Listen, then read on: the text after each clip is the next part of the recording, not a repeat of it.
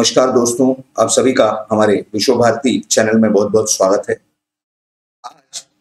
हम आपको बहुत ही अच्छी आपके काम की और उपयोग की जानकारी देने जा रहे हैं। आप सभी से निवेदन है कि वो जानकारी सुनने के पहले आप जरूर हमारे इस विश्व भारती चैनल को सब्सक्राइब करें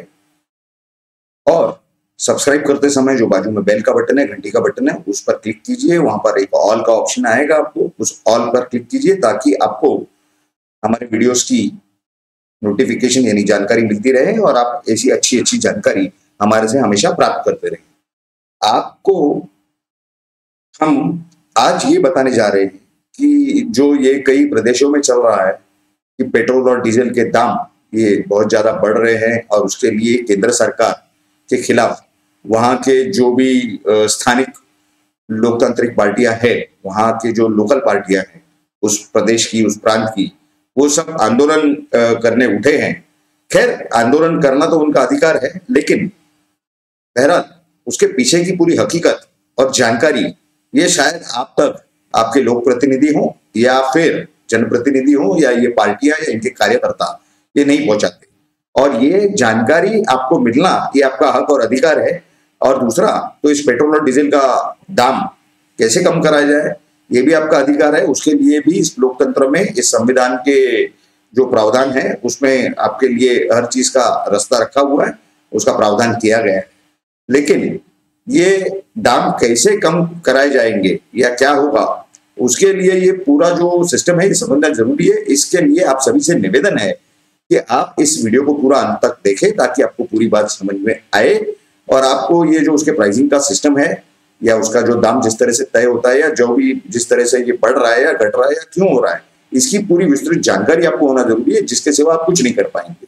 तो चलिए शुरू करते हैं इस विषय पर। अपना जो आज के वीडियो का जो महत्व की जानकारी आपको देनी है वो कुछ इस तरह से है, क्योंकि आपको बैकग्राउंड भी उसका होना चाहिए मालूम। तो मैंने कुछ नोटिंग भी करके रखी है और समझता हूं कि आपको ये जानकारी देने के बाद आप इसका सच में जो है उपयोग करेंगे, सदुपयोग करेंगे और जनता के हित में इस चीज का उपयोग होगा, ये हमारी अपेक्षा है। इस हिसाब से आपको ये जानकारी बताई जा रही है। आपको बताते हैं कि जब कांग्रेस के नेतृत्व में यूपीए की सरकार चल रही थी, और ये सिर्फ पेट्रोल और डीजल का विषय नहीं है, इसमें सभी फ्यूल प्राइसेस का विषय है, इसके लिए पूरी जानकारी आपको दी जा रही है। जब कांग्रेस के नेतृत्व में यूपीए की सरकार चल रही थी उस समय गैस सिलेंडर के जो दाम है ना 1270 रुपए तक गए थे, और ये हकीकत है। और अगर आज की तारीख में आप देखेंगे कि आज नरेंद्र मोदी जी के नेतृत्व में जो सरकार है उसमें आजकल के दाम जो है 700 या 800 रुपए, यानी उन दामों में 1270 से अगर आप हिसाब लगाएंगे तो करीब करीब 30-35 या 40% की उसमें कटौती हुई है, दाम घटे हैं और कंट्रोल में है। ये सबसे पहला आपने ये जानकारी ध्यान में रखना जरूरी है। दूसरा, हम आपको ये बताएं कि ये जो प्राइस राइज जो होती है इसके लिए जो ग्लोबल बेंच प्रूफ प्राइसिंग है वो जो है अंतरराष्ट्रीय स्तर पर लगभग 300% के आसपास बढ़ चुकी है। और वो जो उसमें जो है $18 से लेके $72 तक प्रति बैरल उसमें बढ़ोतरी हुई है, उसमें उन्नति हुई है और उतने दाम बढ़े हैं अंतरराष्ट्रीय स्तर पर। और ये सब होते हुए भी जो यूपीए की जब सरकार थी तो उस समय डीजल की जो प्राइस है, उसकी जो दाम है उसे डीरेगुलेट किया गया था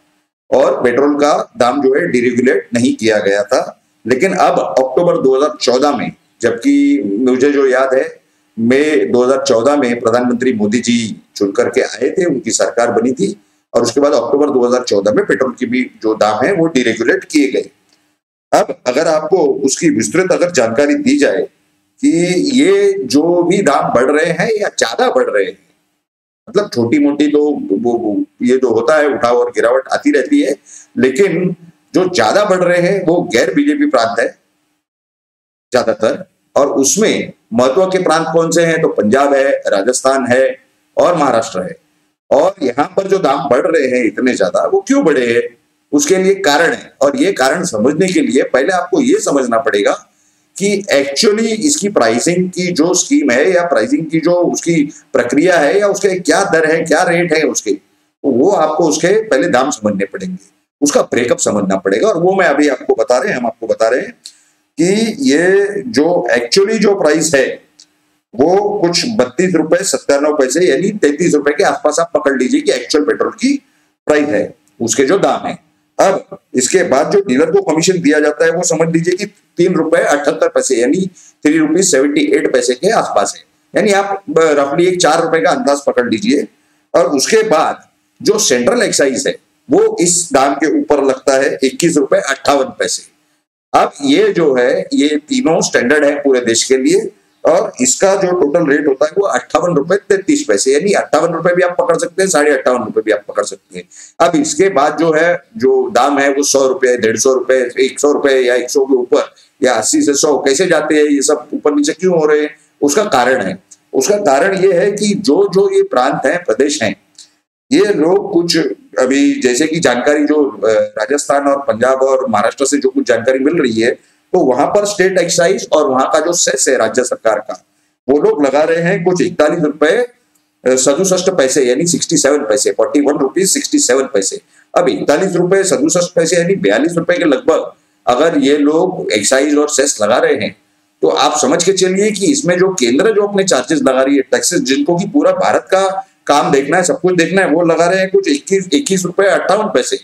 लेकिन राज्य की सरकार जो कि इतने छोटे छोटे राज्य हैं, ये लोग अगर 40 और 42 और ₹45 लगाएंगे तो पेट्रोल और डीजल के दाम तो बढ़ेंगे और सबसे ज्यादा फर्क पड़ता है डीजल के दामों से, क्योंकि जितना पूरा आपका ट्रांसपोर्ट है, जो सब चीजों का दड़न वड़न होता है, जो ट्रांसपोर्ट होता है उसको जो एक जगह से एक शहर से दूसरे शहर में वो सब होता है बाय रोड, और उसमें जो ट्रक्स और ये टैंकर्स हैं, ये जो बड़े बड़े ट्रॉलीज हैं उसमें ये सब काम होता है, तो वो सब डीजल पे चलता है। तो आपके हर चीज की जो दाम जब बढ़ता है, महंगाई बढ़ गई तो डीजल के दामों की वजह से, और उसके ऊपर अगर आप इस तरह से करेंगे कि 40% और 45% और 42% अगर आप उसमें स्टेट एक्साइज और ये लगाएंगे और उसके बाद चिल्लाएंगे नरेंद्र मोदी के खिलाफ में, तो ये कहाँ का इंसाफ है, ये कहाँ का न्याय है? ये पूरी जानकारी इसलिए जो है ये जो स्थानिक पार्टियां हैं, लोकल पार्टीज हैं, ये आपको नहीं, आप तक नहीं पहुंचाते। अब इसमें आपको महत्व की बात बता दूं कि ये जो पूरी जो प्राइसिंग है, इसकी जो जानकारी है, इसका जो बाइफर्केशन है, इसका जो ब्रेकअप है, इसके लिए हमने संपर्क किया था कुछ 2 लोगों को जो कि विश्वसनीय है और जो सही सही जानकारी देते हैं। उसमें एक है भारतीय जनता पार्टी महाराष्ट्र प्रदेश के लीगल सेल के को कन्वीनर है एडवोकेट सूची जी हलवासिया, और मेरे जानकारी में वो शायद गवर्नमेंट ऑफ इंडिया के काउंसिल भी है। और दूसरी बात, दूसरे व्यक्ति हैं दिव्या ढोले जो कि महाराष्ट्र प्रदेश भारतीय जनता पार्टी के सचिव हैं। इन दोनों के कोऑर्डिनेशन से और कोऑपरेशन से हमें ये ब्रेकअप मिला है, ये पूरी जानकारी मिली है। आजकल जो केंद्र में उनकी सरकार है तो उन्हें जो है एक्यूरेट इंफॉर्मेशन रहती है, जो भी चेंजेस होते हैं इसके लिए उनसे हमने ये जानकारी का मांगी थी, तो उन्होंने उस तरह से हमको कोऑपरेट किया है। अभी आप ये सोचिए कि इस तरह से होते हुए जो लोकल पार्टियां हैं, प्रादेशिक पार्टियां हैं, 1 या 2 प्रदेशों में हैं, तो ये लोग क्या कर रहे हैं कि ये लोग चिल्ला रहे हैं नरेंद्र मोदी जो है वो चोर है, या वो पेट्रोल के दाम नहीं घटाते, या महंगाई उनके वजह से हो रही है। महंगाई उनकी वजह से क्यों हो रही है? अगर आप लोग जो छुपा रहे हो जनता से, आप एक छोटा सा प्रदेश चलाते हो और उसके अंदर आप जो सेंटर ले रहा है पूरे भारत के लिए, उससे डबल और ट्रिपल अगर आप पैसे लगाओगे और जनता से छुपाओगे तो ये क्या सही तरीका है? मतलब अगर कहीं जो ये खरीद फसोट चल रहा है या कहीं ये उगरानी चल रही है या वसूली चल रही है, वो भी चाहिए और ये भी चाहिए, ये तो बात गलत होती है। तो इस तरह से ये कोई भी प्रांत हो, वो चाहे साउथ का कोई हो, चाहे उत्तर का प्रांत हो या कहीं का भी प्रांत हो, ये सब चीजें जो है वो गलत है और जनता के साथ नाइंसाफी है। ये लोकतंत्र में ये तरीका सही नहीं है। और अब आपको मैं महत्व की जानकारी दूंगा कि इसको जो करेक्शन है वो कैसे होना चाहिए, क्योंकि प्रोटेक्शन ऑफ सिविल राइट्स ये हमारे संविधान के तहत ये स्टेट गवर्नमेंट का अकाउंटेबिलिटी में आता है, उनका ये कर्तव्य है और उनकी लायबिलिटी है जनता की तरफ। और उस तरफ जाने से पहले आपको 2 और अपडेट छोटे से दे देता हूं जो कि आपके लिए जानना बहुत जरूरी है कि अभी जो केंद्र सरकार की तरफ से, यानी जब यूपीए की सरकार थी कांग्रेस के नेतृत्व में, तब जो है ये पेट्रोल और डीजल में एथेनॉल की ब्लेंडिंग हुआ करती थी, वो थी 1%। लेकिन क्योंकि पेट्रोल के जो प्रोसेसिंग, ये जो फ्यूल के प्रोसेसिंग है पेट्रोल या डीजल के लिए जो भी करना हो, कच्चा ईंधन जब बाहर से आता है तो वो हमको महंगा पड़ता है। तो इसके लिए ये ब्लेंडिंग का जो प्रोसीजर है ये बढ़ाया जा रहा है, और इस तरह से बढ़ाया जा रहा है कि किसी के वाहन को, किसी की गाड़ी को, किसी के कोई चीज को, इंजन को तकलीफ ना हो। तो वो आहिस्ते आहिस्ते अभी बढ़ा करके वो पहुंचा है 7 से 8% तक, और 2000 आने वाले 2025 तक इसकी जो मात्रा हो जाएगी लगभग 20% के आसपास। इस तरह की गवर्नमेंट का प्लान है, योजना है, और इसमें फायदा ये है कि जितनी ये ब्लेंडिंग की मात्रा बढ़ेगी उतना ये पेट्रोल और डीजल का दाम जो है कंट्रोल में आएगा, या घटने की संभावना है। अब वो घटाने के बजाय अगर ये लोकल पार्टियां, ये जो भी स्थानिक क्षेत्रीय जो भी हैं दल, ये लोग अगर इस तरह से करेंगे तो उसमें जो है जनता का नुकसान है और देश का भी नुकसान है। तो इस बात पे आम जनता ने गौर करना बहुत जरूरी है। और अगर कोई कार्यकर्ता ये वीडियो देख रहे हैं तो वो भी ये बात ध्यान में ले लें कि ये जो है ये गलत हो रहा है जनता के साथ में, और जनता को उसके बारे में जागरूक करें। दूसरी आपको एक बात बता दूं कि ये सब होते हुए आपको बता दें कि गवर्नमेंट ऑफ इंडिया यानी भारत की जो सरकार है, भारत सरकार, ये जो है आहिस्ते आहिस्ते ट्रांसफॉर्मेशन लाने की कोशिश कर रही है। और ये ट्रांसफॉर्मेशन जो है, ये जो फ्यूल बेस्ड इकोनॉमी है हमारी आजकल, जो ये सब फ्यूल पे चल रहा है यानी पेट्रोल और डीजल, यहां से इसको आहिस्ते आहिस्ते ट्रांसफॉर्म करना है, यानी चेंज करना है उसको गैस बेस्ड और आहिस्ते आहिस्ते इलेक्ट्रिक बेस्ड में। यानी गैस बेस्ड इसके लिए क्योंकि गैस ज्यादा मात्रा में उपलब्ध है और उसका जो प्रोसेसिंग है वो उसमें उतना खर्च नहीं आता जितना कि ये फ्यूल के लिए, पेट्रोल और डीजल के लिए प्रोसेसिंग में आता है। और दूसरा है इलेक्ट्रिक बेस्ड। इलेक्ट्रिक बेस्ड तो आप जानते हैं कि अभी गाड़ियों की ये चल रही है कि इलेक्ट्रिक बेस्ड गाड़ी, यानी क्यों? क्योंकि इलेक्ट्रिसिटी का बनाना, उसका मैन्युफैक्चरिंग या उसका प्रोसेसिंग, ये हमें पेट्रोल और डीजल के दामों से काफी सस्ते में ये सब काम हो जाता है। तो इस वजह से गवर्नमेंट ऑफ इंडिया उस तरफ चल रही है नरेंद्र मोदी जी के नेतृत्व में, और उसमें अच्छा खासा सपोर्ट और काफी कुछ कामकाज महाराष्ट्र के एक नेता हैं जो आज केंद्र में मंत्री हैं, नितिन गडकरी, वो भी उसमें काफी कुछ काम कर रहे हैं, महत्व का उनका रोल है। तो अब ये जो बात हो गई, अभी हम आते हैं अपने मेन विषय पर, क्योंकि अभी आपको ये पूरी जानकारी जो मिल गई तो आपको समझ में आ गया कि एक्चुअली अन्याय कहाँ हो रहा है, प्रॉब्लम कहाँ है। अब उसका सोल्यूशन यानी उसका जो दुरुस्ती है या उसका जो समाधान है वो कैसे किया जाए। अब आता है यहाँ पर, अभी अगर आप देखेंगे कि जैसे कि क्रिमिनल मैटर्स के लिए हर प्रदेश के पुलिस के मुख्यालय में, यानी डायरेक्टर जनरल ऑफ पुलिस जहां पर बैठते हैं, वो पूरे स्टेट का जो पुलिस मुख्यालय होता है, वहां पे एक एडिशनल डीजी होते हैं या डेप्यूटी डीजी होते हैं जो कि पीसीआर के हेड होते हैं। पीसीआर यानी प्रोटेक्शन ऑफ सिविल राइट्स। तो ये क्यों पद बनाया गया है? तो इसलिए बनाया गया कि सिविल राइट्स प्रोटेक्ट हो। अब सिविल राइट्स का मतलब क्या? आम आदमियों के अधिकार। ये बता रहा हूं मैं क्रिमिनल इसके अंदर, जहां पे सिविल मैटर का सवाल आता है, ये सब सिविल विषय है, तो इसका जो है रेमेडी, जिसको कायदे में कहा जाता है कि the remedy to it lies in the judiciary यानी कोर्ट, यानी इसका जो समाधान है वो कोर्ट से मिल सकता है। अब कोर्ट में आप बोलेंगे हम कोर्ट में क्यों जाए, तो पहले कोर्ट में जाने की बिल्कुल जरूरत नहीं है। पहले आप सब जो आम इंसान हो, आप लोग पहले मिलकर के एक ये बनाए, निवेदन बनाए, उसमें हजारों लाखों लोगों की जो है सिग्नेचर ले, जो आपके जान पहचान के हैं, ऐसे अलग अलग ग्रुप बनाए आप आपके सिविल राइट्स एंड लिबर्टीज के लिए, और उसमें आपके जानने वाले लोगों के ये करें, और पूरे एक राज्य स्तर पर ऐसा उसका एक फेडरेशन होना चाहिए जो कि ये सब जो डिमांड है राज्य सरकार के पास रखे, आपके मुख्यमंत्री के पास रखे, और उसके बाद उनको एक रिमाइंडर दे दे 1 महीने के बाद, और 1 महीने के बाद एक और रिमाइंडर, ऐसे 1-2 महीने आपको ये करना पड़ेगा पहला निवेदन देने के बाद। और उसके बाद अगर जवाब नहीं आता है तो आखिर में उन्हें एक पत्र दे दें कि भाई अभी जो है आप 15 दिन में हमें जवाब नहीं दे रहे हैं तो हमें जो है न्यायालय में अपना अधिकार मांगना पड़ेगा, न्याय के लिए जाना पड़ेगा। और उसके बाद वहां आपके प्रदेश के जो भी हाईकोर्ट है वहां पर आप रिट पिटीशन फाइल करें या पीआईएल फाइल करें, और उस विषय में मैं आपको खातरी देता हूं कि मेरा जो कायदे के बारे में और एडमिनिस्ट्रेशन के बारे में अनुभव है, उसमें जरूर वहां के जो उच्च न्यायालय हैं और वहां के जो चीफ जस्टिस हैं या बाकी जो जस्टिस हैं, वो डेफिनेटली सम्माननीय जस्टिस और चीफ जस्टिस जरूर राज्य सरकार को पूछेंगे कि ये क्या विषय है और इसके ऊपर आपका क्या जवाब है। और जब उनका जवाब आएगा, वो मैं आपको बताता हूँ कि जिस तरह से चल रहा है,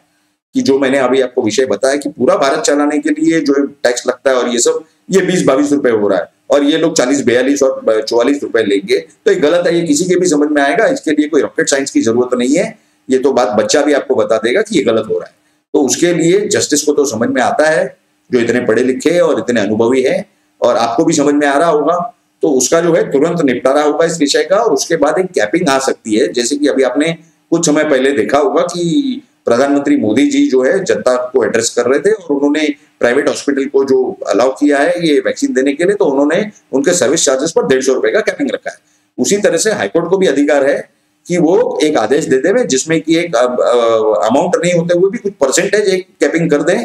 कि आप इस परसेंटेज से आगे आप नहीं लगा सकते जो टैक्सेस है या सेस है, क्योंकि क्या होता है कि ये सब चीजें जो है आपके रोजमर्रा की, जो हर इंसान की जरूरत की चीजें हैं रोजमर्रा के, और आप जो एक छोटा सा, अगर आप 1 रुपए का ब्लेड भी लेते हो या एक सुई भी लेते हो आप पिन, तो वो ट्रांसपोर्ट से आती है, वो डीजल से ट्रांसपोर्ट होता है या पेट्रोल से जो लोकल ट्रांसपोर्ट होता है उसमें से ये आप तक पहुंचती है और वो महंगी हो जाएगी। तो इस तरह से ये चीजें जरूरी है और आप लोगों ने जागरूक होकर के इस प्रक्रिया के लिए, इस रिजल्ट के लिए आपने ये प्रक्रिया करना जरूरी है। आप सबको सही जानकारी देकर जागरूक करना हमारा कर्तव्य था और इसके लिए ये जो पूरी जो जानकारी मिली इस बाइफर्केशन की, ये जो ब्रेकअप है पेट्रोल और डीजल के प्राइसेस का, इसके लिए सबसे पहले तो हम आभारी हैं हमारे जो एडवोकेट सूची हलवासिया जी हैं, जिन्होंने हमें सही सही जानकारी दी है और जनता के हित के लिए दी है। और दूसरा जो एडवोकेट सूची हलवासिया वो कन्वीनर है legal cell Bharatiya Janata party Maharashtra प्रदेश, और दूसरे जो हैं वो दिव्या डोले जी हैं जो कि सचिव हैं, सेक्रेटरी हैं महाराष्ट्र प्रदेश भारतीय जनता पार्टी की। इन दोनों का हम आपके तरफ से और पूरे जनता की तरफ से हम आभार प्रकट करते हैं इस वीडियो में। और दूसरा आप सबसे निवेदन करते हैं कि सही सही लोगों के आप भी संपर्क में रहिए, सही सही जानकारी लेते रहिए और हमारे चैनल पे भी आपको सही जानकारी दी जाती है, इसलिए आप हमारे चैनल को जो है